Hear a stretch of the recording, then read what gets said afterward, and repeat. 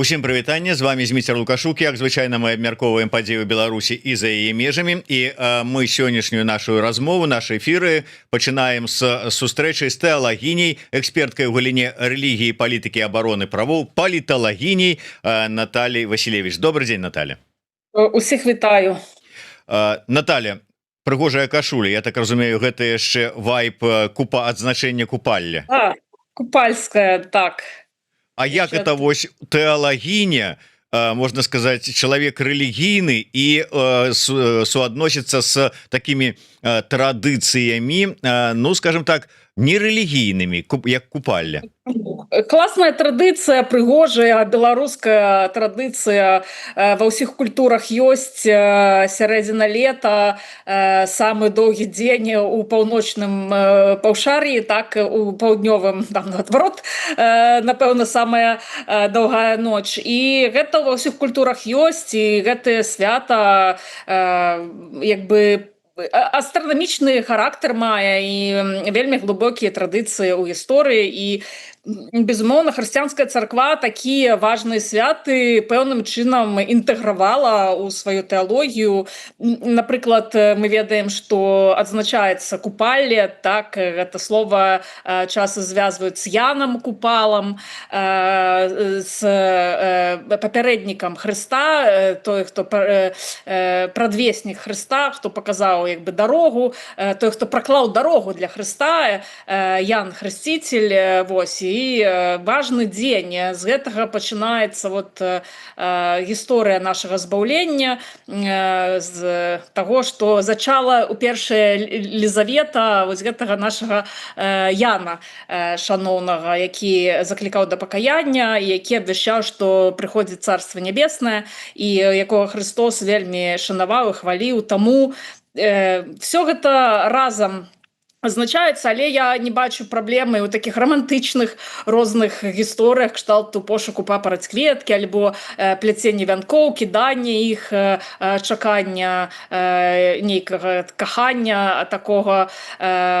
нейкага цуду ў сваім жыцці. Я нават знайшла, тут, ведаеце, у мяне недалёка ёсць батанічны сад, праўда, на ноч яго закрываюць, але я там знайшла у дзірку каля у плоці, і можна нават пакратаць гэты папаратнік, папараць гэтую, якая вытыркаецца з таго плоту. Таму мне ўсё было падрыхтавана да святкавання. Ну і таксама я ведаю, што вельмі шмат беларусаў святкавалі і ў Варшаве, і ў Вільні, і ў Нямецчыне, ў Нідерландах гэтае свята, спявалі песні і радаваліся жыццю. Ну, святкавалі і будуць працягваць святкаваць, в прынцыпе, беларусы па ўсім свеце, дзе больш, дзе менш масава, але тым не менш святкуюць, нягледзячы на тое, што гэта такая, умоўна кажучы, паганская традыцыя. Ну, але, як кажуць знаўцы, пашкрабі любога беларуса і пад тонкім налётам хрысціянства кожны з нас апынецца паганцам. Я все-таки хочу паспрачацца, таму што не трэба рабіць гэта вот менавіта як налёт, а што нешта цэнтрам, нешта сарцавіднае, нешта там, не ведаю, все пераплетаецца хутчэй. Гэта не налёт, гэта інтэгральная такая ідэнтычнасць, і ну, хрысціянства супраць гэтай ідэнтычнасці не выступае і з радасцю прымае розныя такія народныя святы. Вот. Таму давайте трошки больш пазітыўна з хрысціянскага пункту гледжання глядзець на гэтыя святы. І ведаеце, ну, сімвалізм, напрыклад, той же папараць-кветкі, ён можа быць раскрыты ў хрысціянскім значэнні таксама. Ось тая расліна, якая ніколі не можа заквітнець, прыносіць вось гэтую кветку у адну ноч як такі цуд. А калі нагадаю вам гісторыю Яна Прадвесніка, ягоныя бацькі вельмі шмат дзесяцігоддзяў не маглі займець дзіцёнка, і вось такая улонне, якое было няплодным, яно дало плод вот у выглядзе такого дзіцёнка цудоўнага. Таму я думаю, што гэтыя все рэчы яны сімвалічныя, і сімволіка гэта вельмі важна для разумення культуры, для разумення ідэнтычнасці, для разумення просто таго, як уладкаваны гэты свет. Таму не будзем мы нікога скрабсці, вось, а будзем радавацца таму, як все ж таки беларусы наши умеюць святкаваць альбо знаходзіць зноў свае традыцыі. Ну, можа быть, не тое, што зусім нікога, але мне хацелася паскрэпсці патрыарха Кірыла, каб разабрацца, што стаіць як за яго візітам, так і за шматлікімі яго словамі, пачынаючы ад тых словаў, якія трыгернулі беларусаў, калі ён сказал: работайте, братья. Ну і как бы вот здавалася б, чаму гэта вот беларусаў трыгернула. Але сам гэты візіт патрыарха Кірыла Гундзяева у Беларусь, у Брэст напярэдадні гадавіны пачатку нападу на Советский Союз немецкой Германии, ну так званой частки, той частки Другой сусветной войны, якая называется Великая Отечественная война. Так вот, чым адметны, што апроч вялікіх мераў бяспекі яшчэ прыцягнула увагу да гэтага візіту і да таго, што там прагучала? Ну, ведаеце, па-першае, хочу сказаць, што для патрыарха Кірыла, акрамя Калінінграда, вось гэтая кропка ў Брэсце гэта самая заходняя кропка ў Еўропе, дзе ён можа пабываць, дазволіць сабе пабываць. Таму можна толькі такім чынам гэта зразумець. Вот санкцыі вісяць над ім, і аднойчы гэтыя санкцыі будуць уведзеныя, але нікуды ён выехаць у Еўропу не можа, а Еўропу ён любіць, ён шмат гадоў пражыў у Еўропе, і яго, канешне, цягне туды, кудысьці на захад, дзе жыццё такое прыгожае і камфортнае. І для яго гэта вот самая заходняя кропка, дзе ён сябе можа неяк праявіць і дзесьці пабываць, дзе ягоная нага можа ступіць.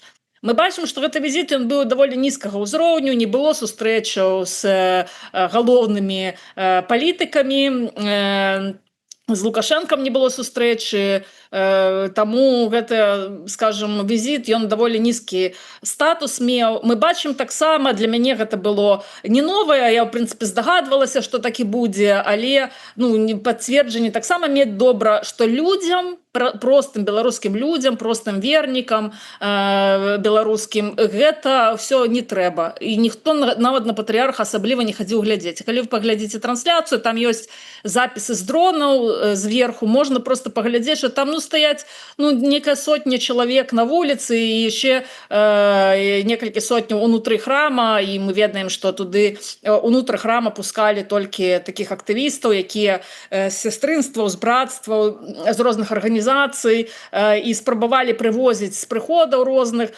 і нават у самім гэтым брэсцкім саборы адслужылі літургію раннюю у 5:40 раніцы, каб людзі, хто ж пойдзе ў 5:40 на службу, дайсці, даехаць трэба, каб ужо людзей не было выйсці, каб ісці на познюю службу з патрыярхам. Ніхто не пайшоў, асабліва цікавасці ў людзей да візіта патрыярха не было. І мне здаецца, гэта вельмі паказальна. Калі Франклін Грэм, наш прэснапамятны, якога мы узгадвалі ў мінулых нашых стрымах, збірае десяткі тысяч чалавек у Мінскай арэне, то візіт патрыарха Кірыла праходзіць такой, прыехаў, з'ехаў, вось. Таму нічога асаблівага, гэта нават не стала вялікай падзеяй нейкай. Ведаеце, раней пісалі, калі быў патрыарх Алексей, так нават пісалі у нейкіх артыкулах: Беларусь двойчы наведаў патрыярх маскоўскі, з гістарычныя такія былі падзеі, узгадвалі ў нейкіх там падручніках. Цяпер патрыярх Кірыл, так, прыехаў і паехаў назад да сябе, і некага, ведаеце, мы раней пра гэта ўжо казалі, мы таксама на хрысціянскай візе гэта адзначалі, што нават у прысутнасці патрыарха Кірыла не прачыталі тую самую вядомую малітву за перамогу Святой Русі, якую ў самой унутры Расіі проста хто не прачытае, той адразу пазбаўлены сану. Вось. І Тут наши біскупы, наши святары, дыяканы, не ведаю, хто там это, маглі сабе дазволіць абмінуць вось гэтую самую важную, такую сімвалічную для палітычнай ідэнтычнасці Кірыла малітву. І тут для мяне гэта відавочна, што патрыарх Кірыл ён не можа нават адэкватна паўплываць на беларускіх вернікаў, на епіскапаў, на клір. У яго няма сілаў для того, каб насадзіць сваё бачанне, сваё нейкае разуменне таго, як яно павінна адбывацца. Усё роўна беларусы нават у прысутнасці самога патрыарха Кірыла робяць так, як у іх заведзена, па сваёй завядзёнцы, па сваіх меркаваннях, па сваіх каштоўнасцях і ідэях. Вось. Ну што, так я могу сказаць, гэты візіт паказаў просто, што патрыарх Кірыл слабее, што патрыарх Кірыл вымушаны быў адмяніць, напэўна, паводле стану здароўя нейкага свайго удзел у мерапрыемствах раніцы, а 4-й раніцы ў панядзелак, каб адзначыць пачатак вайны. І тут адпаведна, што трэба на гэта звярнуць увагу. І тое, што ён кажа, бачыце, колькі ўжо заўважалі апошні асабліва год, што патрыарх Кірыл ён бывае і не памятае, якое свята сёння, блытаецца у тым, што ён хоча сказаць. Раней ён імправізаваў вельмі шмат, вельмі шмат гаварыў нават такіх нейкіх разумных рэчаў. Я не скажу, што я з імі згодная, але інтэлектуальныя рэчы, вот ён мог неяк зрабіць прычынна-выніковыя сувязі, неяк прааналізаваць штосьці. Паказваў, што яго інтэлектуальны такі стан вельмі добры. Цяпер нават звяртаць увагу на тое, што ён сказаў. Ён кажа, што яму проста ў галаву стукнула ў гэты момант, і ён так гэта і гаворыць, прывыкшы, што раней ён гэта мог рабіць. Цяпер, відавочна, ён гэта рабіць не можа. І ведаеце, любы праваслаўны іерарх ці клірык, у нас таксама, у нас нібыта там такі чат GPT ўнутры уладкаваны, мы генеруем рэлігійны змест нон-стоп. Можна просто ўключыць гэтую праграмку, і часам нават бацюшкі, яны не могуць выключыць гэтую праграмку, іх як панясе расказваць пра штосьці такое бажэственнае і рэлігійнае, што яны часам не могуць 40 хвілін вот так вот гаварыць і нічога не сказаць. Таму я б разглядала вось гэтыя ўсе выказванні патрыарха Кірыла, ўсё ж такі як вось такую просто ўключылася праграмка і пайшоў генеравацца тэкст. Ён мог згенеравацца ў адзін бок, у другі бок, але згенераваўся так, як згенераваўся. То бок вось гэтыя словы патрыарха Кірыла, якія ён сказаў нібыта у адказ на словы мітрапаліта Веніаміна і архіепіскапа Брэсцкага і Кобрынскага Іана, звяртае на гэту увагу хрысціянская візія не вайне, якія сказалі, што вось тут на самых заходніх рубежах рускага праваслаўнага міра з гонарам чакаюць патрыарха Кірыла, на што Кірыл абы ляпнуць, атрымліваецца, сказаў: работайте, братья. А павінен быў сказаў: раздзявайцеся і работайте. Пераблытаў кантэкст. Гэта, бачыце, гэтыя такія фразы мемныя, яны дзесьці гучаць, і яны чапляюцца да вуха. Ён, можа, і не помніў, у якім канкрэтна кантэксце гэта было сказана, чаму гэта было сказана. Работаеце, брацья, калі гэта выняць з кантэкста, то, ў прынцыпе, атрымалася, я б нават сказала, для ўзроўню патрыарха трошкі грубаваты такі падыход, таму што пафасу малавата ў гэтай фразе і нейкіх такіх бажэственных канцэптаў і словаў.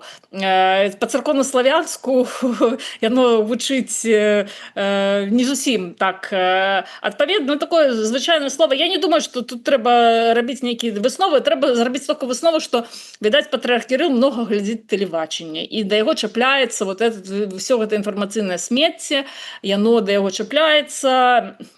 І да нас усіх чапляецца. Мы ўсе ахвяры інфармацыйнай прасторы і ведаеце, мы і часам нават як бы некаторыя фразы вот тое ж раздзявайцеся і работаем. Я памятаю, быў нейкі цэлы флешмоб у Фейсбуку, калі беларусы, нават з дэмакратычнага руху беларусы, актывісты, яны раздзяваліся і работалі, рабілі пра гэта фотаздымкі. Вот, а ці памятаеце, як таксама беларусы ездзілі на канцэрты Саладухі з дочка твои глаза, у них такой был слоган. Ну, ясно, что на гэтага Саладуху не слухаюць вот так вот штодня, но гэта быў такі прикол. І у цэлым гэта як бы гэта мемная культура, яна у патрыарха Кірыла, відаць, культура гэта мемная бумерская. Як в прынцыпе у мяне, я цяпер вот маладзёвыя нейкія приколы там з тиктокаў, я іх не заўсёды магу зразумець. Вот у нас для гэта ёсць Александр Кухта, батюшка, ответит, да, но ён таксама уже пасталеў, яму больш за 30 гадоў, ён таксама выпаў з гэтага маладзёжнага слэнга. Вот мы такія запомнілі нейкія там выслоўі, і калі нічога ў галаву іншага не прыходзіць, выдаем вот як нешта такое, что можа зачапіць аўдыторыю. Наталья, тым не менш, вось ўсё ж таки я разумею, тут как бы такая дата 22 чэрвеня, Брэсцкая крэпасць, там пачатак нападу на Савецкі Саюз, пачатак вялікай вайны, з аднаго боку. З другога боку, на фоне таго, што адбываецца паміж Украінай і Расіяй, на фоне заяваў пра тое, што зараз апошнімі асабліва днямі Расія імкнецца ўсё ж таки уцягнуць Беларусь у гарачую фазу вайны, у вайну цягнуць, і гэты прыезд патрыарха, гэтыя яго там выступы, заклікі, там нешта там пра Святую Русь і ўсё астатняе, как бы спарадзілі такія падазрэнні, што ён прыехаў, каб у тым ліку падрыхтаваць, ці можа, ці там закінуць пэўныя месаджы у асяроддзе святароў праваслаўных, што, маўляў, рыхтуйцеся да вайны. Ну, гэта візіт даўно рыхтаваўся, ўжо там некалькі месяцаў, яшчэ вот такога не было. Тая сітуацыя на вайне, якую мы маем цяпер, яшчэ у пачатку года, напэўна, па-іншаму выглядала. То бок запланаваць гэта было вельмі цяжка. Гэта, я не ведаю, калі б Расія магла запланаваць такую многахадовачку, каб 22-го там прыехаў патрыярх і прынёс там нейкія месаджы, то тады, калі умець так добра планаваць, штосьці не выглядае на тое, каб усе гэтых мерапрыемствы, скажем так, по захопу Украіны мелі нейкі поспех. Вось. Таму я не веру ў тое, што ў іх ёсць магчымасці вось такую многахадовачку запланаваць і распісаць ролі розным удзельнікам і нейкім чынам гэта ўсё прасунуць. І як я ўжо сказала, вось гэтая малітва за Святую Русь, за перамогу Святой Русі нават не гучала падчас богаслужэння, якое здзяйсняў сам патрыярх. То бок узровень месаджаў неяк малавата будзе. І ведаеце, калі б мы вот там ці хрысціянская візія, там дыякан Кураю, ці там яшчэ нейкія людзі не глядзелі гэтую трансляцыю і не спрабавалі б вычапіць з гэтай трансляцыі што-небудзь цікавенькае, каб потым у сябе на канале апублікаваць, то людзі б гэтага не заўважылі. Трэба зразумець, што людзі, якія сходзяць у царкву і там стаяць і слухаюць, што там гэты патрыарх гаворыць, яны часцей за ўсё проста вось гэтая частка, калі бацюшка гаворыць, яна праходзіць, можна пра штосьці сваё падумаць у гэты час, таму што гэта не абсалютна такая неабавязковая частка богаслужэння. Людзі асабліва не любяць слухаць вось гэтую лішнюю інфармацыю, яны больш любяць слухаць саму службу, прычасціцца, паспавядацца і пайсці па сваіх справах. Яны не любяць, калі доўга гавораць у царкве. Это такая культура у нас праваслаўная. Ведаеце, калі ў пратэстанту іх бывае богаслужэнне толькі з казані складаецца, там 40 хвілін нібы даклад чытае пастар, там разбірае, штосьці тлумачыць, то у праваслаўі, у прынцыпе, вось тое, што сказана з царкоўнага амбоны, да, што гэта сказана падчас богаслужэння, як бы это нават выглядае як нейкая неабавязковая частка і такая дадатковая, і ну як бы можна нават не слухаць. І многія людзі нават не стрымліваюцца ўвогуле з царквы выходзіць, калі бацюшка пачынае гаварыць. Вот таму вельмі часта бацюшка гаворыць да крыжа, да того, каб даваць крыж пацалаваць, бо ну як бы лічыцца ёсць такой забабон, што не пацалаваўшы крыж з царквы не сыходзіць. І вот людзі стаяць, мучаюцца, чакаюць, калі ім там вынесуць гэты крыж, ну і вымушана слухаюць, што там ім гаворыць гэты святар. Вот таму я думаю, што той месседж патрыарха Кірыла, я не ведаю, каму ён павінен быў быць дастаўлены, што каго ён павінен быў мабілізаваць людзей. Ну, не тых жа жанчын у белых хустках сястрынстваў праваслаўных рыхтаваць да вайны патрэбна, правільна? Вось, і я думаю, што патрыарх Кірыл это не тая фігура, якая нешта можа нейкім чынам паўплываць на сітуацыю ў Беларусі і пэўным чынам перадаць нават нейкія месседжы. Ён забывае такую базовую інфармацыю, вось, а тут яшчэ нейкія месседжы сакрэтныя ці не сакрэтныя неяк перадаць. Ну не, гэта ў яго проста, як я кажу, вот включилася гэтая праграмка звычайная, пра Святую Русь ён гаворыць і там і сям, і кожны раз гэта як бы абавязковая частка промпта ягонага, вось, і што-небудзь пра Святую Русь, якая Святая Русь прыгожая, як я там ворагі захопліваюць і гэтак далей, але на парадак дня, скажем так, на прыняцце палітычных рашэнняў гэтыя словы ніяк не паўплываюць. Я думаю, што хутчэй наадварот, якраз візіт у Брэст ён і паказаў тое, што патрыарх Кірыл гэта ну такая дробная фігура, якая ніякага значення нават для праваслаўных беларусаў, нават для кліра і епіскапата Беларускай праваслаўнай царквы вялікай, скажем, ролі не грае. Вось, таму ён толькі прыехаў, магчыма, у яго іншыя ўражанні засталіся, але ну, мне здаецца, што ён з'ехаў расчараваным у тым, як усё адбывалася. Гэта была такая, ведаеце, справаздачная проста паездка, і расчараваны, таму што на гэтую службу у Брэсцкай крэпасці нават не пайшоў, яму гэта ўжо было нецікава, і ўжо захацелася яму гэты візіт пахутчэй завяршыць, таму што ну, толку ад гэтага візіта ніякага. Ён уже нагуляўся, нават на танчыках не пакаталі. Ну, што это за такое мерапрыемства? Таму я не думаю, што трэба гэта разглядаць вот, менавіта такім... Ну, не трэба ускладняць там, дзе все можна зрабіць нашмат прасцей.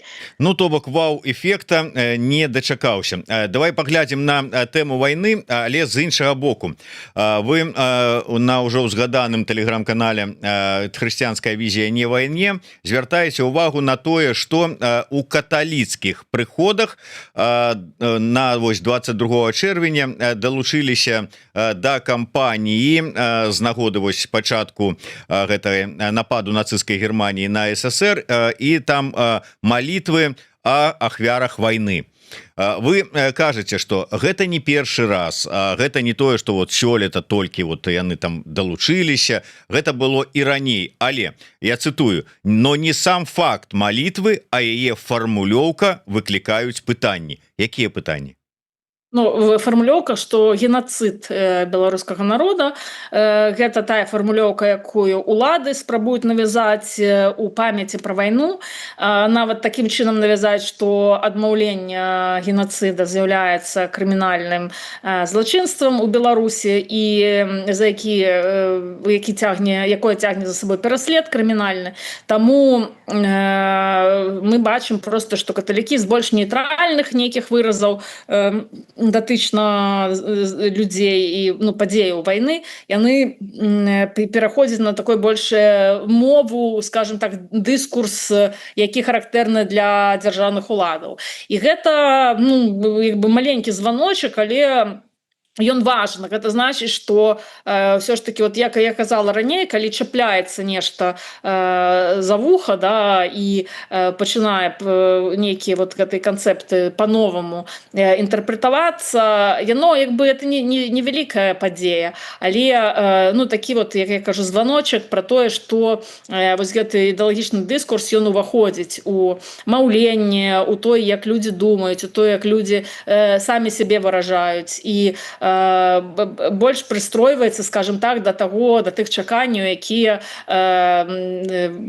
выстаўляюцца з боку уладаў. І цяпер трэба казаць, што як бы гаворка пра геноцид, гэта як бы установка такая даецца наўпростая ці ускосная установка, і вось паступова нават у каталіцкую царкву гэта пачынае трапляць вось такі выраз. Ведаеце, мне цікава, я гляджу розныя часам тэлеграм-каналы, мне падабаецца канал Палаты прадстаўнікоў, і там просто калі паслухаць, што гавораць розныя дэпутаты, у іх нібыта гэта аватары вось гэтага аднаго нейкага чата GPT, нейкага штучнага інтэлекту, у які загружана некалькі выразаў, некалькіх такіх меркаванняў, пэўных заяваў, і яны просто вось так круцяцца з месца на месца, словы перастаўляюцца, сказы перастаўляюцца, але вось гэтая каша яна мае адзін і той же смак. Хто б гэта не казаў, нібыта гэта не людзі, а такія вось машынкі, у якіх няма нейкага свайго меркавання, нават няма вось гэтага нейкага пасаліць альбо там паперчыць гэтую кашу, таксама не могуць дадаць сваіх спецый у гэтую кашу. Все роўна гэтая пресная каша, якая нікому не цікавая, вот куды кожнага падыходзіць, яны людзі ўжо ведаюць, трэба выдаць вось такі спіч, ён як бы складаецца з пэўных ідэяў, і вось такі спіч яны выдаюць. Это просто, я захапляюся, калі гэта ўсё гляджу, наколькі людзі могуць губляць просто індывідуальнасць нейкую сваю, асабовасць. Вось. Таму гэтыя вось навязаныя канцэпты, гэта невялікая, это зразумела, што фарматуецца мова, фарматуецца нейкае вот разуменне людзей, і гэта трапляе і у каталіцкі касцёл. Мы не думаем, што гэта было мэтанакіравана, што нехта даслаў загад ад сённяшняга дня вы павінны паказаць толькі са словам геноцид, гэта абавязковае слова, якое павінна быць ужытае, альбо што іерархі каталіцкай царквы выдалі такія інструкцыі ўніз, але такога не было. Это хутчэй вот такая мяккая soft power, да, то, што называецца, гэта такія паступовыя замяшчэнне нейкіх канцэптаў іншымі канцэптамі. Вось, просто адзначаем такія фенамены, які для нас цікавыя. Ведаеце, я яшчэ хочу сказаць такую рэч. У нас звычайна вот у хрысціянскай візіі пра каталіцкі касцёл пішуць каталікі, а пра праваслаўную царкву пішуць праваслаўныя, да, каб ужо там не заўсёды, таму што хочацца апраўдваць сваіх, нават калі гэта беларуская праваслаўная царква, і неяк больш крытычна, больш жорстка падыходзіць да сваіх калегаў па канфесіям, да, але мы ўсё ж таки стараемся, каб гэта быў голас як бы каталіцкай супольнасці, потому што ім гэта больш зразумела, больш важна, і пры гэтым мы як бы лішняга не пакрытыкуем. Все будзе адбывацца неяк больш, скажем, стрымана. Таму тут мы можам адзначыць, што каталіцкую супольнасць, безумоўна, людзі заўважаюць, людзі гэта, і людзям гэта не вельмі прыемна, вот, і яны хацелі б, каб гэта было адлюстравана ў нейкіх інфармацыйных матэрыялах. Наталья, я б хацеў звярнуцца да вашага досведу паліталагіні. Мы уже закранули тему войны, и тема войны апошнімі днямі вельмі актыўна таксама абмяркоўваецца, але ўжо з пункту гледжання как бы две пазіцыі. С аднаго боку вось уцягванне Беларусі у вайну на баку России праз пэўныя там чыннікі, і з другога боку, калі Украіна перайдзе да нейкіх актыўных дзеянняў па выкананню умоваў там ці патрабаванняў таго ультыматума, ультыматума, да, які агучыў Зеленскі з тымі самымі рэтрансляторамі, і пачынаюцца размовы про тое, что гэта же пачатак агрэсіі, нават калі гэта будуць удары по там, скажем, по рэтрансляторах, ці нават, крый Божа, по НПЗ, якое па словах Зеленскага забяспечвае палівам расійскія танкі і гэтак далей. Войны не трэба нікому, але як ось вам бачыцца развіццё сітуацыі, ці сапраўды беларускае грамадства успрыме, скажем, удары по гэтых рэтрансляторах як акт нападу на Беларусь, на сваю радзіму, і, як это кажуць, згуртуецца вакол чырвона-зялёнага сцяга. Ну, іншага зараз у Беларусі няма. Ну, ведаеце, гэта пытанне з раўнання з некалькімі невядомымі пераменнымі, і таму вельмі цяжка адказаць, што будзе, як будзе, у каго якія былі мэты, рабіць гэты ультыматумы, ці сапраўды гэты ультыматум рабіўся дзеля таго, каб прывесці яго выкананне, ці якія чаканні былі у розных суб'ектаў, скажем так, вось гэтых падзеяў. Ну, украінцы, скажем, ужо мы памятаем мачулішчы, мы памятаем дрон, які пашкодзіў самалёт расійскі, які таксама самалёт з рэтрансляторам, які накіроўваў вось гэтыя розныя, як яны там называюцца па-ангельску, толькі ў галаву прыходзіць гэтыя словы, ну, карацей, розныя ракеты, снаряды, якія бы запускаліся з тэрыторыі Беларусі альбо там з самалётаў, як бы з паветранай прасторы, і трэба было каардынаваць, куды гэтыя паляцяць снаряды, па якіх аб'ектах на тэрыторыі Украіны. Мы памятаем, што гэта таксама ж быў, у прынцыпе, удар па тэрыторыі Беларусі, ён адбываўся з тэрыторыі Беларусі, але украінскім дыверсантам. І я думаю, што украінцаў ёсць магчымасці сапраўды такія дыверсіі арганізоўваць хутчэй, і калі б ім сапраўды трэба было прыбраць гэтыя рэтрансляторы, я думаю, што яны маглі б гэта зрабіць пэўным чынам вот праз рознага кшталту дыверсіі. Вось тут відаць, што гаворка ідзе не пра тое, справа не столькі ў рэтрансляторах як такіх, справа ў тым, што чамусьці для Владимира Зеленскага, для ўрада Украіны з'явілася неабходнасць пэўным чынам эскалацыю нейкую такую запусціць, то бок гэта ультыматум, гэта такі крок да эскалацыі, і відаць, яны, ну, іх ёсць, яны пераследуюць нейкія мэты са свайго боку, але я упэўнена, што тым не менш дзесьці на палях, скажем, таго, што мы бачым, все роўна адбываюцца пэўныя абмен нейкімі месседжамі не ў публічнай прасторы, а вось у гэтай такой дыпламатычнай прасторы, і рэжым Александра Лукашэнкі гэтыя месседжы атрымлівае, і нейкія патрабаванні пэўным чынам, я думаю, што таксама атрымлівае. Вось. Ці зможа гэта папярэдзіць удзел Беларусі ў вайне, я не цяжка сказаць, ці наадварот можа прывесці да нейкіх вынікаў не вельмі пажаданых.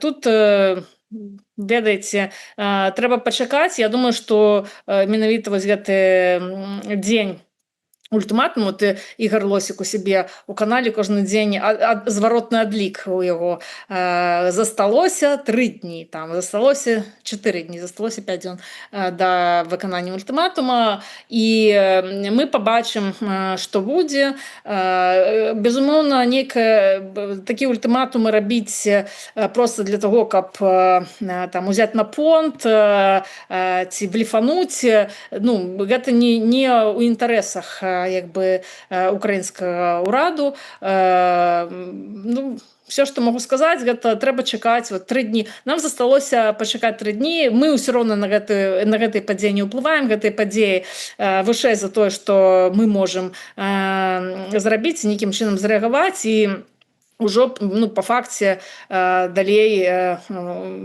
уже выпрацоўваць нейкую сваю рэакцыю. Ну, мне здаецца, што ўсё ж такі гэтага удару не будзе па Беларусі. Але у любым выпадку тут вот все ж таки некалькі момантаў хацеў вот ведаючы вось гэтую гістарычную памяць беларусаў закладзена ў падкорцы, абы не было вайны у дадзенай сітуацыі, што хутчэй за ўсё чакаць ад беларусаў. Я тут чытаў у каментарах там типа там да я вот як моя бабуля у свой час падчас вайны у Гомельскай вобласці пайшла ў партызаны, так і я пойду ў партызаны бараніць сваю краіну, там ці там мы там сустрэнем, калі гэта будзе по лукашыстам, по расійскім вайсковым, якія прысутнічаюць у Беларусі удар, сустрэнем такія удары там с радасцю, кажуць другія, трэція увогуле думаюць найперш про то, як гэта адаб'ецца на сваяках народных, на блізкіх, якія знаходзяцца там, на цывільных людзях звычайных. Все ж таки успрыняццё грамадства, вот якія чаканні? Ну, бачыце, калі гэта будуць нейкія ракетныя удары ці там удары дронамі, гэта ну як бы у партызаны як бы сэнсу няма ісці для того, каб абараніць Беларусь ад вось гэтага агрэсіўнага нападу, таму што ну што ты будзеш сядзець у лесе і як ты будзеш супрацьстаяць гэтым ударам. Ну і паколькі я так разумею, все ж таки гаворка ідзе пра нейкія адзінкавыя менавіта удары у любым выпадку і ну не про напад на тэрыторыю Беларусі, не для того, каб пачаць там некую вайну з Беларусю. Вот таму я не ўпэўнена, што ісці ў партызаны гэта ну мае увогуле нейкі сэнс у сучасных умовах вайны тэхналагічнай і якая ну часцей за ўсё зарыентавана вот менавіта на барацьбу у паветры і з паветра і дроны і все астатняе. Вось другое, што тут можна сказаць, што беларусы яны сапраўды тое, што вы бачыце ў каментарах, гэта і паказвае тое, што як бы еднасці ніякай няма і людзі па-рознаму ўспрымаюць тое, што можа адбыцца, і таму згуртавацца я не думаю, што людзі нейкім чынам згуртуюцца. Думаю, што вось гэтае адрозненне все роўна будзе працягвацца.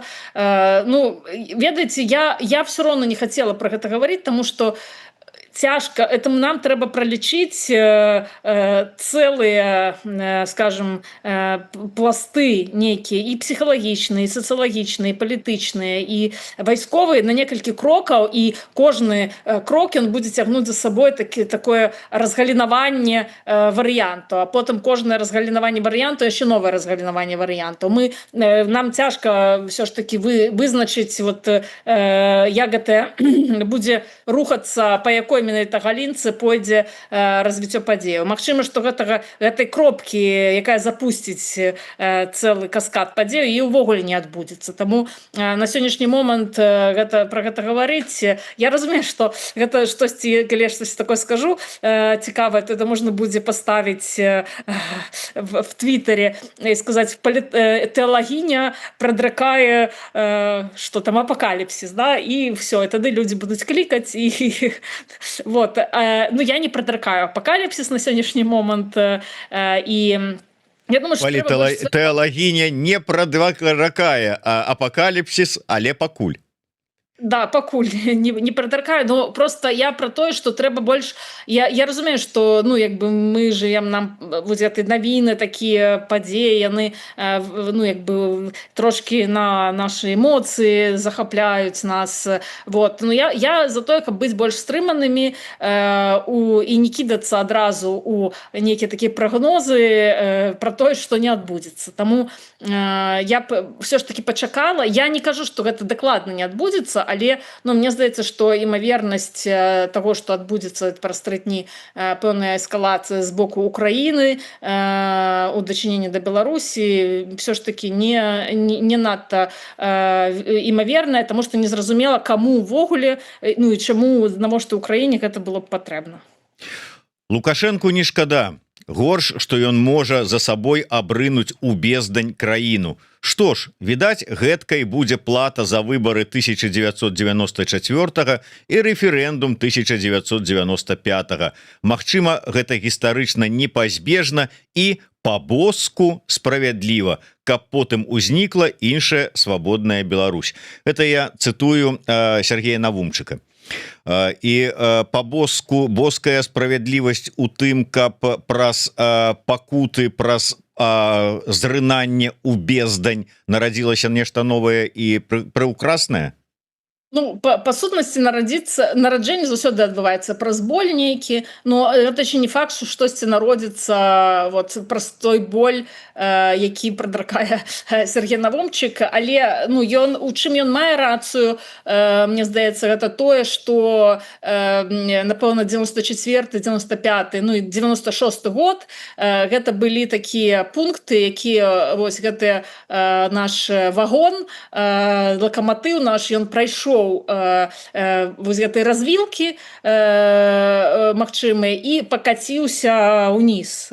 І сапраўды стрымаць яго вельмі цяжка цяпер ну пераключыць, ведаеце, які вось гэтая дылема ваганеткі, ну оно ці на аднаго чалавека наедзе, ці на 5. Вот і гэта адзіны варыянт, перад якім мы сёння знаходзімся, таму што гэтая ваганетка яна была запущена вот у той час, і ну як бы добрага выйсця з яе, ну гэта яна павінна, не ведаю, што там вот, некае божае ўмяшальніцтва павінна быць, каб яно пайшло не па той логіцы, якая была закладзеная ў гэты рух, не па тым накірунку, які імпульс, які быў нададзены гэтаму вагону. І гэты вагон як шалёны, ён і нават сам Лукашенко, ну здаецца, ён там машыністам сябе прадстаўляе і кажа: я такі тут васседаю і наперадзе дзесьці тут кірую, але ён не кіруе нічым, не можа нічым кіраваць, таму што гэтыя рэйкі яны ідуць ну той бок, куды ён сам не ехаць бы не хацеў. Вось можа дзесьці ён можа там трошки падтармажваць альбо там паскараць гэтыя вагоны, але яны ідуць ну, як бы не вельмі добры накірунак. Вот у 20-м годзе, на мой погляд, гэта і быў нейкі такі цуд Божы і цуд беларускага народу, калі ну, з'явілася магчымасць ну, трошки затармазіць гэты вагон і магчыма пусціць яго па іншым накірунку. Але бачыце, я яшчэ раз хочу падкрэсліць, што Лукашенко ну, ён вельмі умоўна кіруе гэтым вагонам. Ён сам выбраў гэты накірунак, ён сам выбраў калісьці яшчэ, калі ён мог і беларусы маглі выбіраць. І, ну, все пайшло вось па такой каляіне, з якой цяпер звярнуць будзе вельмі цяжка і ну, як бы я не ведаю, як з яе звярнуць. Можа, калі Лукашенко спрыгне з гэтага вагона, нешта адбудзецца, вот, але ну, на сёння не бачу ніякіх таких аптымістычных сцэнароў, акрамя як вось гэтага божага цуда, які дапаможа нам все ж таки даехаць да нейкай станцыі, спыніцца, адрамантаваць наш вагон і падумаць, куды ж мы все ж таки хацелі б ехаць, і ехаць вот, у нейкім правільным слушным накірунку да такого усеагульнага добра нейкага, да справядлівасці, да праўды, да дэмакратыі і да павагі да чалавечай асобы. Вот. Магчыма, у нас будзе такая магчымасць сапраўды спыніць гэты вагон і неяк яго перанакіраваць. Вельмі метафарычна давялося тут выказвацца, але ну, мне здаецца, тут я хацела просто падкрэсліць менавіта, што гэта той працэс, на які мы можам уплываць, то есть вось гэта інерцыя гістарычных падзеяў, она настолькі моцная, што уплываць на гэты працэс ну, вельмі цяжка. Безумоўна, вот это то, што беларусы все чакаюць. Што беларусы чакаюць? Беларусы чакаюць акно магчымасцяў. І у прынцыпе для нас любое стадіе сістэмы у той ці іншы бок, яно адкрывае гэтае акно магчымасцяў. Але гэты вокны могуць быць розныя. У некаторых вокнах нам можа яшчэ і галаву прышчыміць, а некаторыя вокны сапраўды нам дапамогуць выскачыць з гэтага шалёнага вагона. Таму вось любое хістанне сістэмы, любыя нейкія новыя пераменныя, нейкія новыя працэсы, падзеі, нейкія вялікія там геапалітычныя падзеі, яны ўсё ж такі дапамагаюць нам у тым, каб дапамагаюць, але і ствараюць дадатковыя рызыкі. Таму, але зноў такі все-таки ад нас не залежыць, калі гэта акно магчымасцяў адкрыецца, ад нас толькі залежыць, ці правільна мы ў той момант ацэнім усе гэтыя рызыкі і магчымасці і зробім правільныя выбары, вось, і пралічым, да чаго яны прывядуць. Ну што ж, дзякуй вялікі. Як казаў вялікі Кастусь Каліноўскі, на Бога спадзявайся, а свае косы гастры. Дзякуй вялікі, Наталья Васильевна. І свої косички заплетай. Вот. Ну, можна і так, как бы, іншая справа, наколькі гэта дапаможа ўсё ж таки перакіраваць цягнік па іншыя рэйкі. Дзякуй вялікі, Наталья. Будем спадзявацца, што наступныя праз 2 тыдні на нашым стрыме нам будзе ўжо што-небудзь такое аптымістычнае пагаварыць пра нейкае вакно магчымасцяў і тое, што мы б маглі зрабіць. Ага. Ну, будем абмяркоўваць, праз якія акустычныя сістэмы мы слухали танец маленьких лебедей. Таксама прыемна. Дзякуй вялікі, Наталья Васильевич, Зміцер Лукашук былі з вами. Да сустрэчы. Жыве Беларусь. До побачення.